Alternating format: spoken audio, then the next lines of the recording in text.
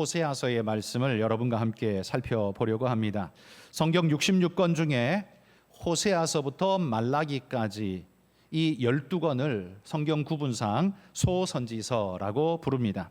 그 앞에 나오는 5개, 이사야, 예레미야, 에가, 에스겔, 다니엘, 이 5개의 책은 대선지서라고 부르고요, 호세아부터 말라기까지 12권은 소선지서라고 부릅니다. 그래서 이 17권을 선지서, 선지자들의 기록한 글로 우리가 봤는데, 이 대는 뭐고 소는 뭐냐?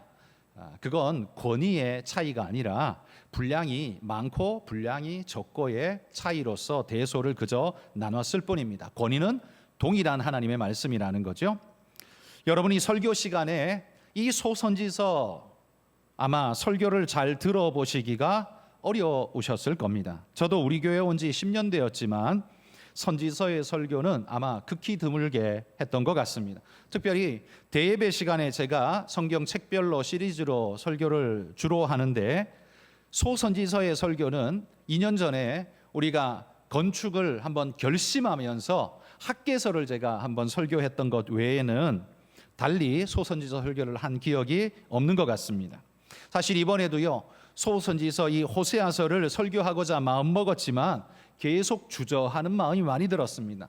이전에도 사실 호세아서 할까 하다가 다른 거 한 적도 많았거든요. 왜 이 호세아서, 이 소선지서의 설교가 어려울까요?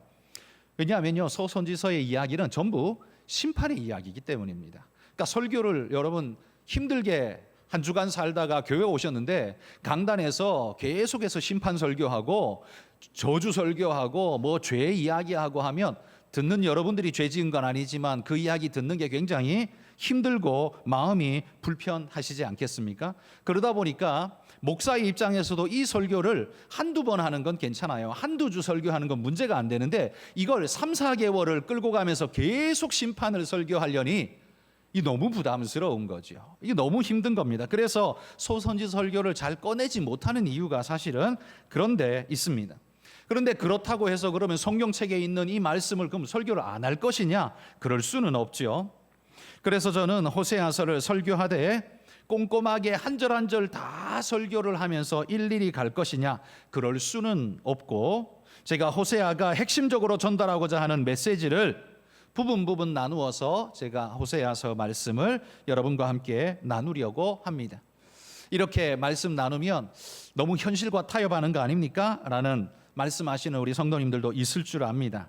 그러나 여러분, 성도들 중에는요, 넉넉히 아무리 어려운 말씀도 충분히 잘 감내할 수 있는 그런 성숙한 성도가 있는 반면에, 이 예배 시간 참여하는 분들 중에는 이제 교회 처음 나와서 뭔 소리 하나 하고 듣는 사람도 있고, 그리고 신앙한 지 얼마 되지 않아서 아직 깊이가 없는 소화력이 약한 성도들도 많습니다. 그러기에 너무 무겁고 어려운 설교로 들어가면 그분들이 실족하고 힘들어할 수 있습니다. 여러분, 바울이 고린도전서에 이렇게 말씀을 기록한 적이 있죠. 내가 너희를 저주로 먹이고 밥으로 아니하였노니 이는 너희가 감당하지 못하였습니다. 이렇게 말씀하셨습니다. 뭡니까? 바울 사도가 하고 싶은 이야기는 이만큼인데, 또 이만큼 무거운데 이걸 그대로 했다가는 소화도 못 시키는 갓난아기 같은 고린도의 성도들이 먹고 체하고 고통받을까 봐 그렇게는 못하고, 그걸 잘근잘근 씹어서 저주로 젖같이 아주 그냥 먹기만 해도 마시기만 해도 소화되는 수준으로, 이런 가벼운 모습으로 그렇게 내가 너희에게 할 수밖에 없었다라는 말씀을 고린도서에 바울이 하지 않습니까? 저는 그 말씀이 이해가 되고, 이 호세아서를 여러분에게 저주로 들을 수는 없지만 제가 최대한 잘근잘근 잘게 나누어서 여러분이 소화하기가 수월하도록 만들어서 함께 나눌 수 있도록 최선을 노력을 하도록 하겠습니다. 자, 그러면 호세아 말씀으로 한번 들어가 보겠습니다. 먼저 호세아서를 시작하니까요, 호세아서의 배경 이야기를 잠깐만 해봅시다. 호세아서는요, 남유다와 북이스라엘 분열 왕국 중에 북이스라엘이 멸망하는, 멸망이 거의 목전에 이르는 시기에 호세아는 예언의 말씀을 북이스라엘에서 선포했던 선지자였습니다. 북이스라엘이요, 주전 722년에 아수르 제국에 의해서 멸망을 당하게 되는데, 이 아수르가 그 자기의 본토에서 흥왕하게 일어나서 점점점 서쪽으로 확장되어 제국으로 몰려옵니다. 그때 서쪽에 무엇이 있었냐면 아수르의 서쪽 편은 팔레스타인이 있었고 그 팔레스타인의 남쪽은 애굽이 있었죠. 그래서 이 아수르 제국은 일어나면 무조건 서진을 할 수밖에 없었습니다. 애굽이 그 당대의 최고의 제국이었으니까 그걸 쓰러뜨려야 최고의 제국이 될 수 있으니까요. 그러니까 바벨론도 그렇고 그리고 아수르도 그렇고 태어나면 다 서진을 항상 했습니다. 아수르도 서진을 하고 있는 그때가 바로 호세아가 이스라엘에서 예언하던 시기였다라는 말입니다. 722년에 멸망했지만 그 30년 전쯤부터 호세아는 이스라엘에 예언을 하기 시작했습니다. 그러니까 호세아서의 배경은 이스라엘 멸망 한 30년 전 정도부터 이야기가 쭉 진행되어진다. 그 배경으로 한다라고 이해하시면 되겠습니다. 또한 1절에 보시면 구체적인 배경이 나오죠. 1절 하반부에 보면 요아스의 아들 여로보암이 이스라엘의 왕이 된 시대라고 시대 구분을 명확히 해줍니다. 여기 여로보암, 성경에 익숙하신 분들은 여로보암이 2명 나온다는 걸 아실 겁니다. 첫 번째 나오는 왕은 누구냐 하면 솔로몬이 죽고 난 다음에 남유다와 북이스라엘로 나뉘어질 때 남쪽 유다는 솔로몬의 아들 르호보암이 왕이 됩니다. 그러나 이스라엘 백성이 반란을 일으켜서 북쪽에 10개의 지파가 떨어져 나가서 왕을 세우죠. 그때 세운 왕이 누구냐면 여로보암이었습니다. 그래서 남유다와 북이스라엘이 분리되어 북이스라엘의 초대 왕으로 세워진 자가 여로보암이었어요. 근데 이름도 똑같죠? 그런데 둘 다 왕이었어요. 그러니까 구분하기가 어렵죠. 그래서 우리는 이 두 번째로 등장한 이 여로보암 왕을 여로보암 2세라고 이렇게 부름으로써 둘을 서로 구분을 합니다. 자, 여로보암 2세 때에 호세아가 예언을 하며 이 말씀을 전했습니다. 그러면 이 여로보암 2세 때는 이스라엘은 어떠했는가라고 말하면 여로보암 2세는요, 인간적으로는 신앙적으로는 하나님 앞에 심판받을 존재였지만 책망받는 존재였지만 인간적으로는 또 역사적으로는 굉장히 유능한 왕이었습니다. 북이스라엘의 부흥기를 이끌었던 인물이었어요. 여로보암은요 41년 동안이나 통치하는 굉장히 긴 시간을 통치했던 왕이었습니다. 그때의 군사력이 창대해졌고 경제가 융성하게 일어나서 북이스라엘의 또 다른 전성기를 구가하고 있었습니다. 물질적 군사적 강성은 늘 그렇듯이 여러분 교만을 불러오고 그것은 타락의 물꼬가 되는 그런 일들을 늘 보죠. 여로보암 때도 그러했습니다. 여러분 희한하게도 인류의 역사를 되짚어보면 늘 번성과 타락은 마치 동전의 양면처럼 항상 함께 따라다니는 걸 볼 수 있죠. 번성 자체는 저주가 아닙니다. 축복이지요. 죄도 아닙니다. 좋은 일입니다. 그런데 늘 번성 뒤에는요, 마치 번성의 그림자가 타락인 것처럼 번성이 오면 꼭 타락이 따라 붙더라. 이게 우리가 역사를 통해서 배울 수 있는 부분이죠. 왜일까요? 왜 번성이 오고 나면 그 다음에는 자연스럽게 인생이 자꾸 타락하게 될까요? 그건 물질 때문이 아니라 인간의 마음 때문입니다. 번성이 죄는 아닌데 번성을 누리는 인간의 죄성이 그걸 가만두지 않기 때문이죠. 그러므로 성도 여러분, 이 사실을 우리가 유념한다면 역사적으로도 증명되듯이 번성이 우리를 변질케 할 수 있다는 이 두려운 사실을 마음에 새기시기를 바랍니다.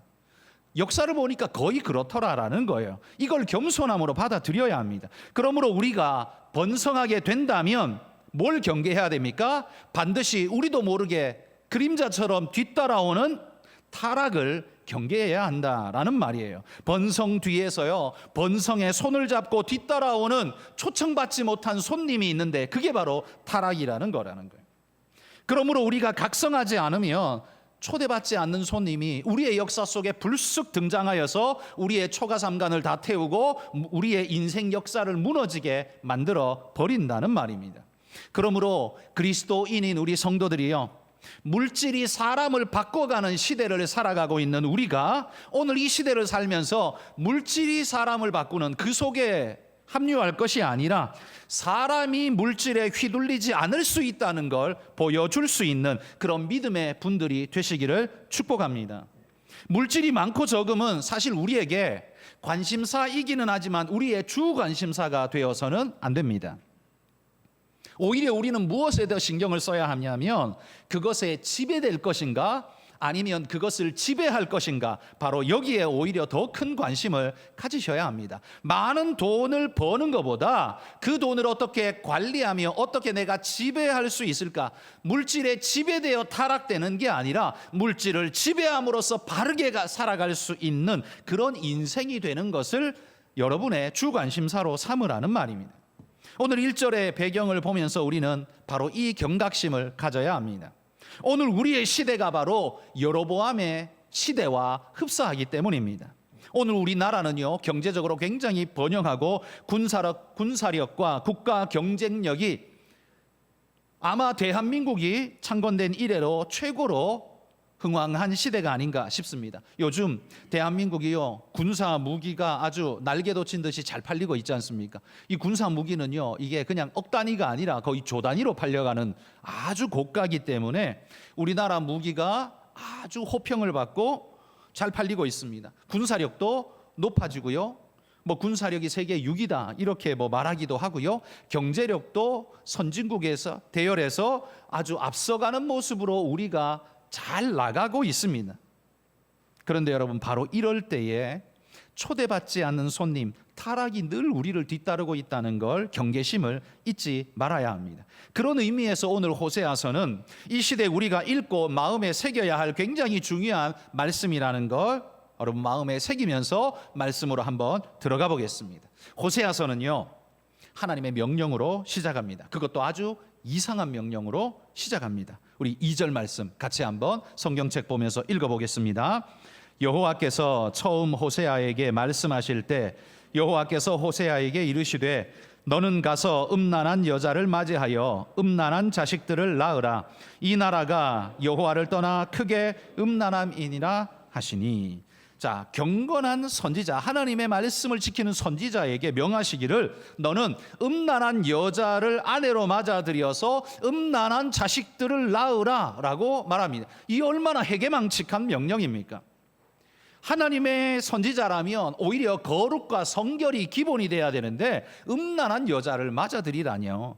그럼 여기 음란한 여자는 도대체 어떤 여자를 이야기하는 걸까요? 그래서 학자들이 이에 대한 연구가 굉장히 분분합니다. 그러니까 하나의 뜻이 아니라 여러 해석들이 있습니다. 그 시대 북이스라엘은요, 우상 숭배가 아주 창궐했고, 특별히나 이세벨 이전에도 있었지만 이후에는 더욱더 바알 숭배가 주류가 되어져서 이스라엘은 바알 숭배가 그냥 아주 다반사로 있었던 곳이었습니다. 그런데 바알 숭배, 바알 제사의 특징은 뭐냐면 바알은 비를 가지고 오는 신, 풍요의 신으로 인정되고 그의 아내의 신으로 인정되는 아세라 신, 아세라 신, 이런 신들은 산물을 내는 풍요의 신으로 인정되죠. 그러니까 그들이 이 바알 제사 예식에서 마지막 하이라이트는 뭐냐 하면 그 성전의 그 창기들과 성적 관계를 맺음으로써 그 바알을 충동질해서 하늘에서 비가 오게 하고 땅이 그 비를 받고 산물을 내도록 하는 이런 예식이 바알 예식의 하이라이트였습니다. 그러니까 바알 제사 드리러 가면 뭐 하는 거예요? 성적 방종, 성적 타락을 할 수밖에 없는, 그러니까 인간의 쾌락을 사용한 그런 제사 의식이 주가 되다 보니까 바알 신전에는요, 이런 걸 담당하는 신전 창기들이 있었습니다.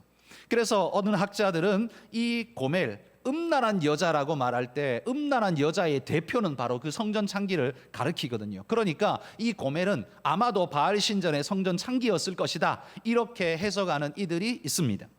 그런가 하면 그렇게까지 해석하는 건 너무 무리스럽다, 그 정도는 아니지만 이 여자는 바람기 가득한 그런 여자다, 성전 창기까지는 아니래도 그 음란한 짓을 저지르는 바람기 가득한 여자다, 이렇게 해석하는 이들도 있습니다. 이렇든 저렇든 어쨌든 공통분모가 뭡니까? 이 여인은 도덕적 파산 상태에 있는 사람이라는 건 분명한 이야기죠. 바로 그걸 이야기한다는 거죠. 그러니 여러분, 하나님의 선지자와 도덕적 파산의 여인, 이 생뚱맞은 조합을 왜 하나님께서 명령하고 있을까요? 왜냐하면 이게 바로 이스라엘의 현실이기 때문에 그렇습니다. 하나님은 호세아에게 마치 역할극을 명령하신 것 같습니다. 경건의 대명사인 하나님의 선지자는 하나님의 대역을 지금 하고 있는 것이고, 음란의 대명사인 이 고멜은 음란한 백성들, 이스라엘 백성을 대역하고 있는 것이라는 거죠. 근데 이런 조합이 이루어지면, 하나님과 이 부패한 존재가 만나면 우리는 뭘 기대하게 됩니까? 부패한 존재가 변화되어서 하나님 앞에 새 사람 되는 거, 이걸 우리는 자연스럽게 기대하게 되잖아요. 여러분, 하나님도 그걸 기대하셨을 겁니다. 그런데 이스라엘은 어떻게 해요? 계속해서 그걸 거부하고 계속해서 타락으로 달려가더라는 겁니다. 그 모습이 고멜이라는 말이에요. 이스라엘이 하나님을 만난 인생으로 뒤바뀌고 삶의 자세가 달라지기를 하나님은 바라셨지만 결과가 어떻게 해요? 북이스라엘의 역사가 210년 동안 지속되는데 그 210년 동안 하나님께로 돌아오는 일이 거의 없었다는 이야기입니다.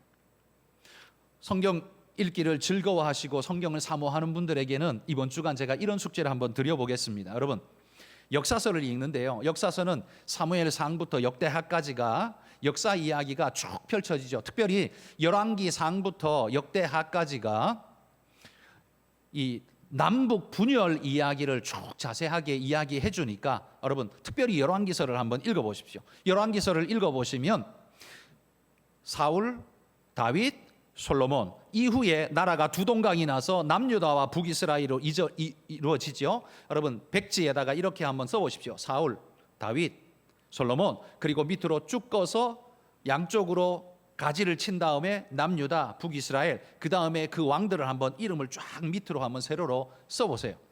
그리고는요, 여러분들이 하나님께서 성경에 선한 왕이다라고 이야기하는 그런 왕에게는 하얀색 동그라미, 하얀색 색칠을 한번 해보시고, 악한 왕이다라고 말하는, 하나님 앞에 악한 왕이다라고 말하는 자에게는 까만색 동그라미를 한번 쳐보십시오. 그러면 왕 계보에 눈에 확연히 들어오겠죠. 하얀색 왕은 도대체 몇 명이며 까만색 왕은 도대체 몇 명이냐? 여러분, 하얀색 왕은 전부 남유다에 있고요, 남유다 왕이라고 전부 하얀색이 아닙니다. 전박이 같이 듬성듬성 이렇게 하얀색이 있고요, 이 북이스라엘은 전부 다 까만색이에요. 그냥 남유다에도 절반은 까만색이에요. 그러니까 그걸 보면 북이스라엘에는 하나님이 찾으시는 인생이 없었다는 거예요. 하나님이 아무리 선지자를 보내고 말씀을 전해도요, 그 말씀을 듣고 하나님께로 돌이키는 존재들이 없었고, 그 백성들은 바알로 우상으로 계속해서 치닫는 존재들일 뿐이었다라는 이야기인 것입니다. 그러니 여러분, 이런 자들에게 하나님께서 고멜이 선지자 호세아와 결혼한 후에도 계속해서 음란을 버리지 않는 모습, 이게 바로 이스라엘 너희의 모습이다 라고 지금 지적하는 거예요. 그러니까 그 음란 속에서 낳은 자식들, 이스르엘, 로루하마, 로암미, 이렇게 세 명의 자식을 낳게 되는데 이들을 다 하나님 뭐라고 불러요? 음란한 자식이라고 부르고 있습니다. 하나님 앞에 경건한 거룩한 자식이 아닌 거예요. 음란 속에서 낳은 음란한 자식이라고 말하고 있는 겁니다. 이스라엘은 하나님 앞에서 계속해서 그랬다는 말이에요. 그러면 여러분, 우리는 어떻습니까? 우리는 어떻습니까? 죄와 악으로 익숙한 우리가 하나님 말씀을 만나서 말씀대로 살기로 결심했습니다. 이건 고멜이 호세아와 결혼한 것에 비할 수 있습니다. 우리가 예전에 하나님 모르고 살다가 하나님을 믿고 이제는 말씀대로 살겠습니다 하고 믿음으로 들어왔습니다. 이건 결혼한 것에 비유할 수 있죠. 그런데 그 이후에 여러분의 삶이 어땠나는 말이에요. 하나님 믿겠다고 결심하고 신앙생활하고 난 다음에도 우리의 삶의 모습은 거룩하고 아름다운 정숙하고 정결한 아내의 모습을 갖췄는지, 아니면 이 바람난 이 고멜처럼 허구한 날 바깥으로 돌아다니면서 다른 남자 만나러 다니고 음란한 짓을 저지르고 바깥에 시선을 두고 그 세상의 욕심과 세상의 죄악에 찌들어서 늘 그렇게 들락날락하며 살았나 한번 돌아보자라는 겁니다. 그 우리의 그 결심, 믿음 후에도 우리가 낳은 산물은 혹시 여러분 이스르엘, 르하마, 암미, 여러분 이런 것들 혹시 아니었습니까? 한번 돌아보십시오. 우리에게 이러한 산물들이 우리 안에 가득할 때 우리는 이렇게 변명할 수 있습니다. 이렇게 자기 스스로 변명할 수 있죠. 목구멍이 포도청이라, 시대 문화가 지금 이러니 우리는 어쩔 수 없습니다. 이 시대를 살아가려니 어쩔 수가 없습니다. 이런 말로 우리는 핑계를 대보려 하지만 여러분, 지금 우리의 시대가 바알이 가득했던 이스라엘 시대보다 더 악합니까?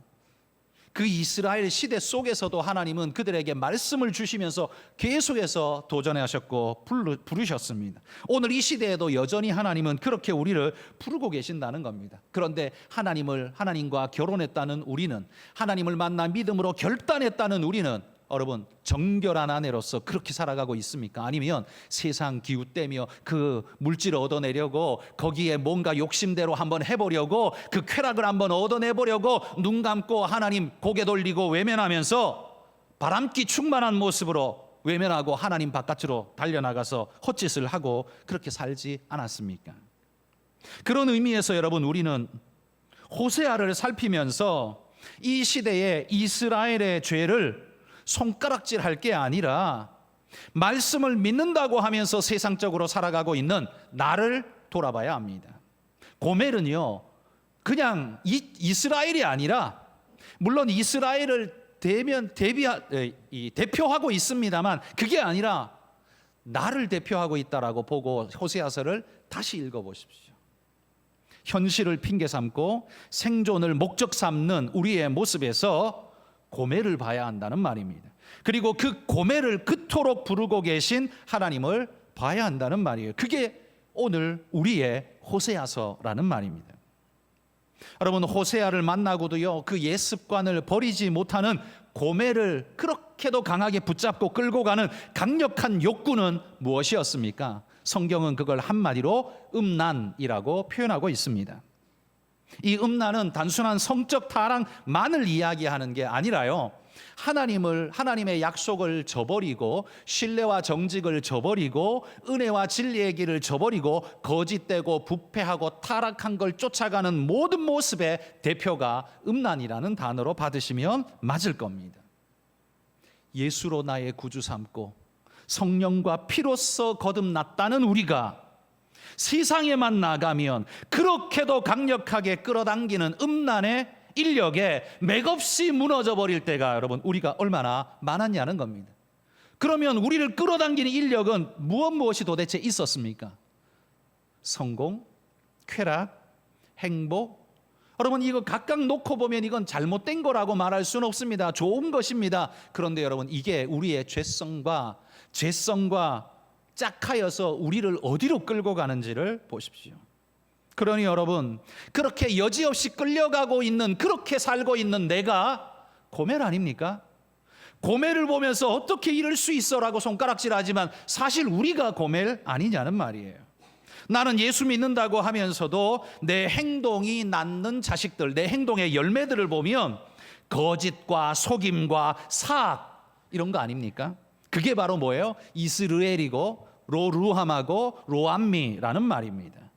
여러분, 이스라엘, 고멜이 낳은 첫 번째 아들 이스르엘은요, 사실은 이스라엘 땅의 지역명입니다. 이스라엘, 이 팔레스타인 중부 지역에 넓게 펼쳐져 있는 이 평원의 땅을 이스라엘 평야라고 부릅니다. 이 평야, 이스라엘이라는 말의 뜻이 뭐냐면요, 하나님께서 씨를 뿌리신다라는 이런 의미입니다. 여러분, 하나님이 씨를 뿌린다면 거기에서 얼마나 많은 소출이 나겠습니까? 그러니까 말 자체가 벌써요, 그 땅이 얼마나 비옥한 땅인가를 우리에게 보여줍니다. 그러니까 이스라엘 그러면 풍요와 번성이 우리에게 떠오르게 되는 이미지를 가지고 있습니다. 이스라엘은 원래 그런 곳입니다. 그런데 이스라엘의 역사 속에서 이스라엘이 아주 의미가 획기적으로 뒤집어지는 사건이 있었습니다. 그건 뭐냐 하면 바알 숭배에 앞장섰던 아합의 가문을 하나님께서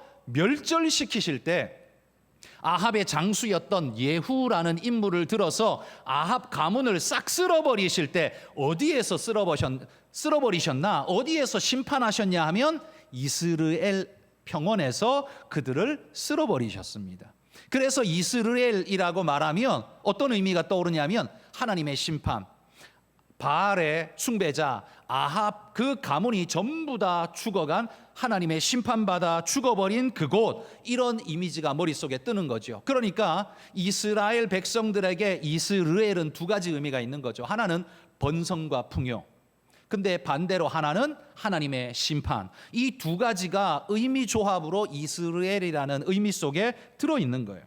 그러니까 하나님께서 고멜이 낳은 첫 아들의 이름을 이스라엘이라고 지은 건 무슨 의미이겠습니까? 너희가 풍요로 갈 것이냐 아니면 멸망으로 갈 것이냐, 하나님의 지금 경고가 주어지는 게 이스라엘이라는 말입니다. 여러분, 경고, 이건 심판과 동의어는 아니죠. 왜냐하면 우리 경고 언제 합니까? 우리 자식들이 말 안 듣고 계속 딴짓을 하면 어떻게 해요? 너 한 번만 더 그렇게 하면 이렇게 할 거야, 그죠? 이렇게 말하잖아요.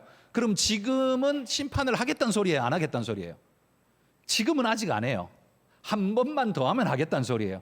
그러니까 경고 속에는 뭐가 있어요? 경고 속에는 기회가 있는 거예요. 아직 은혜가 아직 있는 거예요. 그러니까 경고는 무섭지만, 말 자체부터 무섭지만, 심판이 눈을 부라리고 쳐다보는 것 같지만, 그러나 경고 속에는 아직 기회가 있는 거예요. 은혜가 있는 거죠. 그런데 여러분, 이 경고를 무시하면 그 다음에 뭐가 와요? 심판이 오는 겁니다. 그래서 여러분, 이 고멜이 낳은 첫 번째 아들을 이스라엘이라고 지었을 때 이 아들이 자라나가지고 이제 5살, 6살 되어서 그냥 온 동네방네 쫓아다니면서 이 집 기웃 저 집 기웃하고 동네 친구들하고 놀면서 다니면 엄마가 저녁에 해질녘에 밥 먹으라고 부르겠죠. 이스라엘아, 그래서 애기 찾아다니겠죠. 이스라엘아라고 부를 때마다 이스라엘 백성들의 머릿속에는, 귀에는 뭐가 들리는 겁니까? 하나님의 심판이 계속적으로 경고처럼 계속 들리는 것 같을 겁니다. 하나님이 지금 그렇게 하고 계신 거예요. 그들로 하여금 깨우치도록 이스라엘 이름 부를 때마다 그들로 하여금 심판을 기억하게 하고 돌이킬 것을 계속해서 촉구하는 게, 그게 이 의미라는 겁니다. 그런데 이렇게 계속 이스라엘아 하고 불러도 이들이 돌이키지 않으면 그 다음에 어떻게 돼요? 그 다음에 낳은 딸을 낳았는데 그 딸 이름을 하나님이 로루하마라 이렇게 지었습니다. 로루하마, 이게 무슨 말이냐면 이 조어인데요, 루하마가 히브리어로 긍휼이라는 뜻입니다. 그리고 로라는 말은 부정어입니다. 이게 not이라는 부정어이니까 루하마는 긍휼이 없다라는 말이에요. 그러니까 하나님께서 긍휼이 여기시지 않는다, 이게 로루하마의 뜻입니다. 6절 말씀에 보면 내가 다시는 이스라엘 족속을 긍휼히 여겨서 용서하지 않을 것이라 이렇게 말하죠. 하나님의 의지 표현을 하고 있습니다. 여러분, 아까 이스라엘은 뭐라고 했어요? 경고였어요. 너 한 번만 더 하면 이거였어요. 기회가 아직 있었어요. 그런데 이 기회를 그들이 잡지 못하니까 그 다음 뭐로 넘어가요? 긍휼이 사라져 버렸어요. 긍휼이 사라졌다는 게 뭐예요? 그냥 심판이 쏟아진다는 소리 아니겠습니까? 로루하마를요, 그냥 우리말로 바꾸면 불쌍히 여길 가치가 없다, 이 소리입니다. 불쌍히 여길 가치가 없다, 이 말이에요. 여러분, 제가 자주 이런 표현을, 지옥을 형용할 때, 지옥을 이야기할 때 이런 표현을 제가 자주 썼습니다. 지옥은 하나님의 은혜가 단 0.01%도 존재하지 않는 곳, 거기가 지옥이다 라고 말했어요. 그러나 여러분, 성경의 그림상 우리 이미지 속에 지옥은 불구덩이 뭐 이렇잖아요. 그건 어디서 왔냐면 성경이 이야기해서 왔어요. 그러니까 그 틀린 이미지가 아니에요. 그러나 철학적 개념으로, 논리적으로 따지면 그 모든 이미지 형상은 어땠든지 간에 의미상으로 따지면요, 지옥이란 하나님의 은혜가 조금도 존재하지 않는 곳, 그러니까 하나님이 긍휼의 손을 펴가지고 뭘 도와주려고 하고 하지 않는 곳, 그곳이 지옥이라는 말이에요. 그러면 여러분, 지금 우리가 살아가는 이 땅은 지옥일까요, 아닐까요?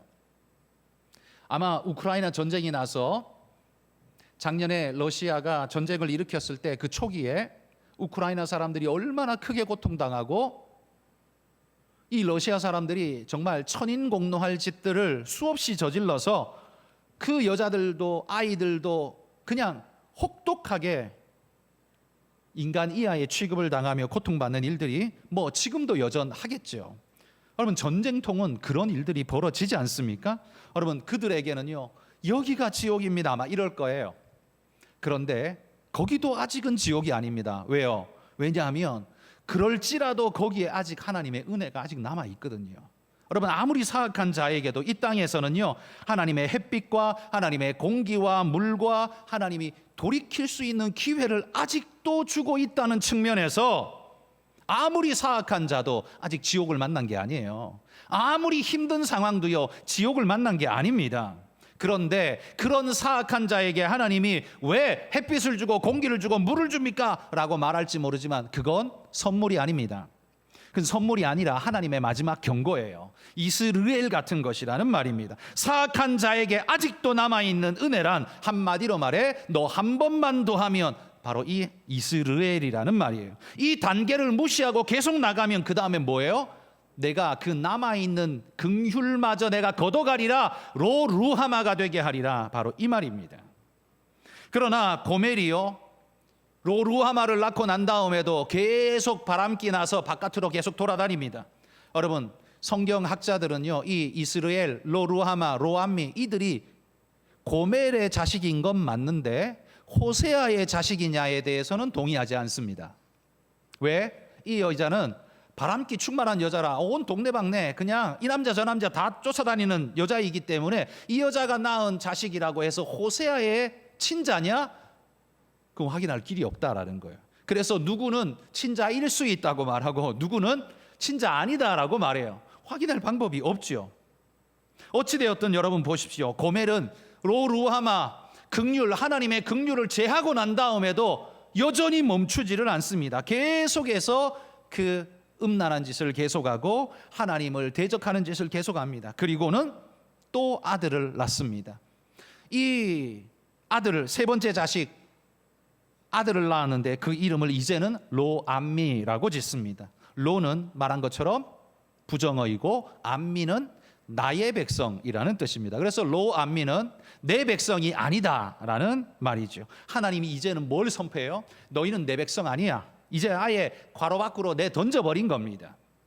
괄호 밖으로 아예 내 던져버린 거예요. 여러분, 여기 백성이라는 단어, 요즘 백성 안 쓰지만 백성이라는 말은요, 왕과 통치자와 그 밑에 통치를 받는 이들의 관계성 속에 쓰인 언어, 관계적 언어 아닙니까? 왕이신 그분이 그 백성을 돌보고 먹이고 이끌고 한다는 측면에서 그의 백성이 되는 겁니다. 그런데 하나님이 지금 너는 내 백성 아니야 라고 말하는 순간 무슨 일이 일어날까요? 하나님의 보호가 끝나는 겁니다. 더 이상 나는 너를 보호하지 않아. 나는 너한테 관심 없고 너는 나하고 상관없어 하고 돌아서 버렸다라는 겁니다. 그래서 그때부터는 그가 무슨 일을 당해도 도와주지 않습니다. 그가 인신매매를 당해서 팔려가도 상관없습니다. 내버려 둘 겁니다.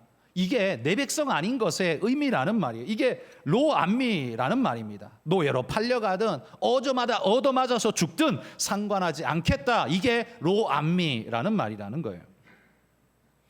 이스라엘, 아직 기회가 있었습니다. 그런데 이스라엘 백성은 하나님 말씀을 계속 듣지 않았어요. 그러니까 하나님이 긍휼을 걷어버린 로루하마를 선언했습니다. 긍휼을 거뒀습니다. 그러나 거기에서도 멈추지 않습니다. 그러니까 이제는 완벽한 관계 단절을 선언합니다. 로암미. 점점 더 하나님의 심판이 짙어져 가는 것이지요. 이것만 놓고 보면 우리 인생은 그 자체로 절망입니다. 하나님이 내던져버린 인생이니까 우리에게 무슨 소망이 있습니까? 그런데 여러분, 호세아서의 특징이 우리를 이렇게 내던져버린 데 끝나지 않고 하나님의 불타는 마음을 우리에게 소개한다는 겁니다. 다행스러운 건 하나님께서 로루하마와 로암미로 우리를 내버려 두지 않고 루하마와 암미로 로를 떼버리고 너는 내 백성, 너는 나의 긍휼을 받는 자야 라고 우리를 바꾸셨다는 거예요. 호세아서 2장 1절 말씀 우리 한 목소리로 한번 읽어보겠습니다. 너희 형제에게는 암미라 하고 너희 자매에게는 루하마라 하라.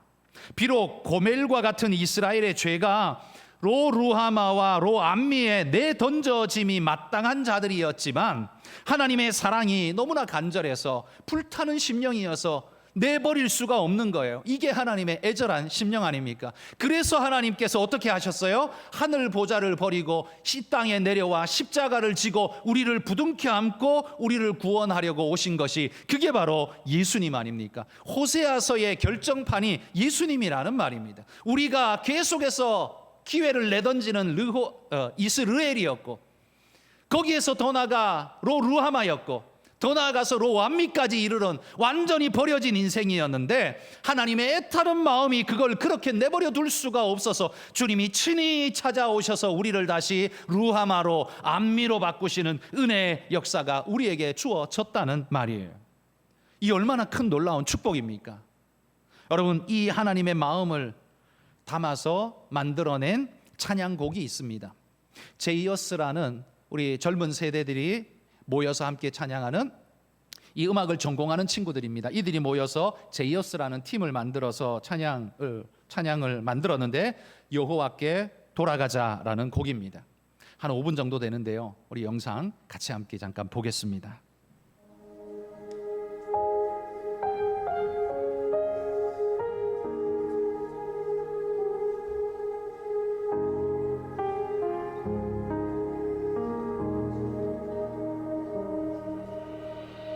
내 백성이 나를 떠나 돌아섰지만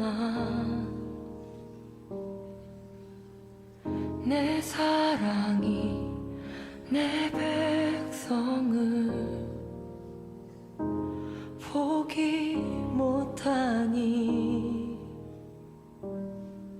내 모든 것 내어주고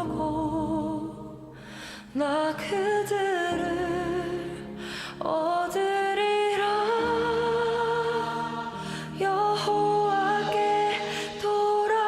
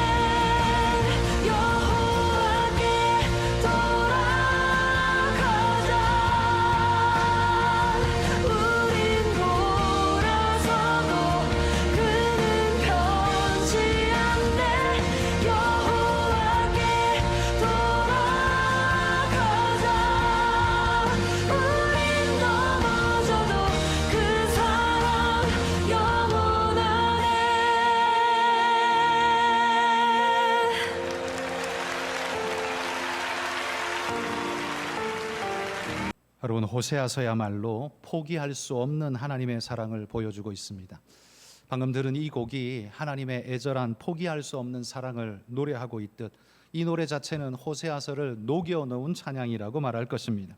이스르엘, 로루하마, 로암미로 흐르는 우리의 본질을 심판하듯 선포하고 계시지만 호세아서에 깊이 들어가 보면 그게 아니라 하나님의 본질이 우리를 버리지 못하시고 애타는 마음으로 자기를 쏟아내고 계신, 그래서 루하마와 암미로 바꿔가시는 하나님의 역사가 바로 이 말씀 속에 녹아 있다라는 겁니다. 이게 호세아서라는 말이죠. 이런 하나님의 애절한 사랑을 깨달은 사도 바울이 에베소서 2장 2절에서 7절에서 이렇게 말씀합니다. 이 말씀 읽고 설교 마치겠습니다. 우리 길지만 함께 읽어보겠습니다. 그때에 너희는 그 가운데서 행하여 이 세상 풍조를 따르고 공중의 권세에 잡은 자를 따랐으니 곧 지금 불순종의 아들들 가운데서 역사하는 영이라. 전에는 우리도 다 그 가운데서 우리 육체의 욕심을 따라 지내며 육체와 마음에 원하는 것을 하여 다른 이들과 같이 본질상 진노의 자녀이었더니 긍휼이 풍성하신 하나님이 우리를 사랑하신 그 큰 사랑을 인하여 허물로 죽은 우리를 그리스도와 함께 살리셨고 너희는 은혜로 구원을 받은 것이라.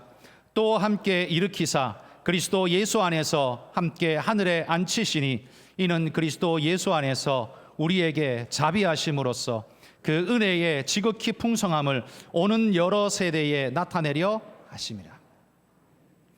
로루하마였지만 루하마가 된 우리에 대한 노래의 고백입니다. 이 얼마나 아름답습니까? 여러분, 이 믿음 지켜가면서 주님 오실 때까지 로루하마가 아닌 루하마로 살아가시는, 암미로 살아가시는 하나님의 귀한 일꾼 되시기를 축복합니다.